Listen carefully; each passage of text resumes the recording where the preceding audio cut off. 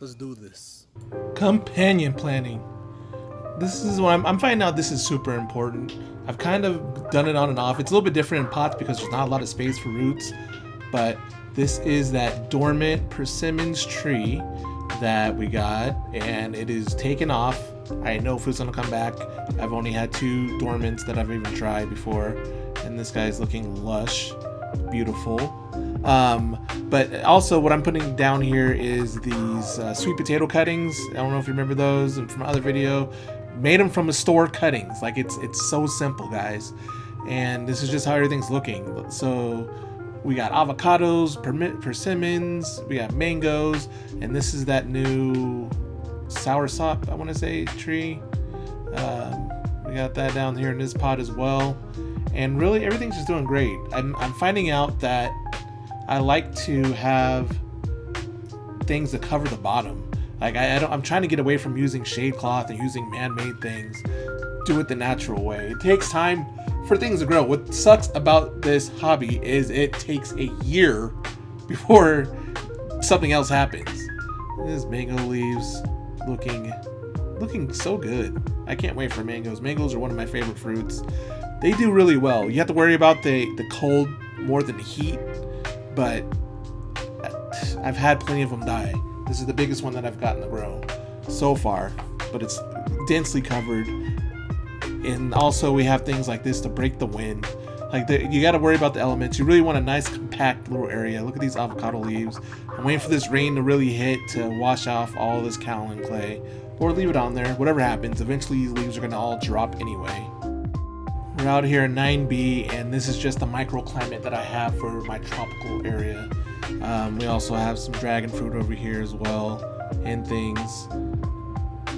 Over here we have some other avocados that have taken off. These were grown from like dang near sticks. Also, we're in a pot. And this is a Mexicola. These actually, I think they could probably survive. Well, so they'll do fine in the cold, but maybe not so much the heat. And it's just taking off. Like, what is it, a year to leap, year to creep, year to leap? There's another part of that I can't quite think of, but I'm not sure if you can see. There's 2 in there. Everything is in pots, you guys. I have maybe 2-3 things that are in the ground. Potting allows for some specific soil to be done, and you get results like this. Eventually, I don't know if I'm gonna move or not. If I'm gonna stay here forever, I'm gonna get rid of this grass and start putting things in the ground eventually. But we're looking at upwards of 10 years before you have to get something out of a pot. You know what I mean? Like, there's plenty of time. Up to 25 gallons I'm gonna have things in. Mango growing across. And there's that dragon fruit that's just going dragony crazy. It's everywhere, taking down the shade cloth. So I have the shade cloth. It also helps with, look how these remind me of those hands off of that new movie Ryan Gosling coming out, the Rock alien thing.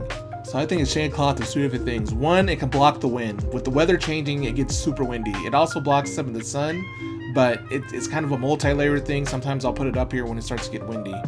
And this thing's doing great. I think that's why it has gotten so lengthy though, is because of the heat. If you can see how thick those guys are, those thick boys. And this is another guava. This thing is so profuse. Like, this isn't even a year old. Been picking off fruit, strawberry guavas. And then you gotta have a pond. There's so many nutrients in the pond. I can't even. Using pond water in its own is like fertilization. I mean, it's great for new plants. Get yourself something built. Do it right away. Don't wait till the last minute like I did, to protect your plants. Let's grow.